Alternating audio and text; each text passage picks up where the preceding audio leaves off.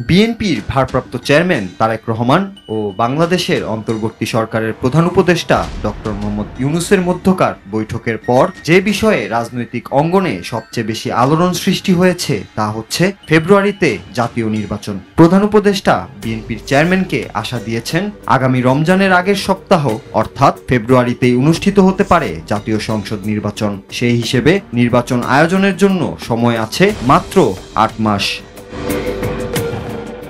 জনমনে প্রশ্ন, এই সময়ের মধ্যে নির্বাচন আয়োজনের লক্ষ্যে কতটা প্রস্তুত নির্বাচন কমিশন? তাই তো ঈদের ছুটির শেষে প্রথম কর্মদিবসের শুরুতেই ইসি আয়োজিত এক মতবিনিময় সভায় নির্বাচন কমিশনারের মুখেও উঠে আসে জাতীয় নির্বাচন প্রসঙ্গ।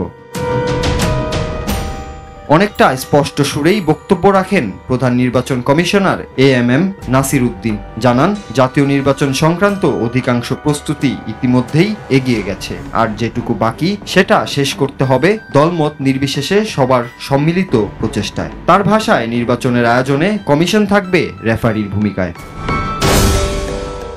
আগারগাঁওয়ে নির্বাচন ভবনে অনুষ্ঠিত এই ঈদ পরবর্তী মতবিনিময় সভায় তিনি আরো বলেন, নির্বাচন কমিশনের আজকের শপথ হবে একটি সুন্দর, নিরপেক্ষ ও অংশগ্রহণমূলক নির্বাচন উপহার দেওয়া। সিএসসির এমন বক্তব্যে পরিষ্কার, ফেব্রুয়ারির সেই সম্ভাব্য নির্বাচনের প্রস্তুতিতে প্রশাসনিক স্তর থেকে শুরু করে মাঠ পর্যায়ের কর্মীদের মধ্যেও ইতিমধ্যেই দৌড়ঝাঁপ শুরু হয়ে গেছে। যদিও এনসিপি সহ বেশ কিছু রাজনৈতিক দল ফেব্রুয়ারিতে নির্বাচন নিয়ে তাদের বক্তব্য স্পষ্ট করেনি। তবে রাজনৈতিক বিশ্লেষকরা বলছেন, শুধু নির্বাচন কমিশনের প্রস্তুতি যথেষ্ট নয়। অংশগ্রহণমূলক ও গ্রহণযোগ্য নির্বাচন নিশ্চিতে সব রাজনৈতিক দলকে ঐক্যমতে আনা।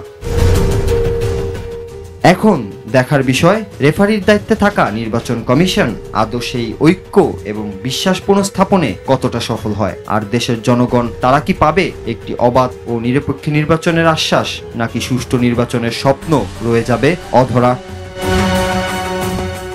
নূর Raju, Bangla TV news desk.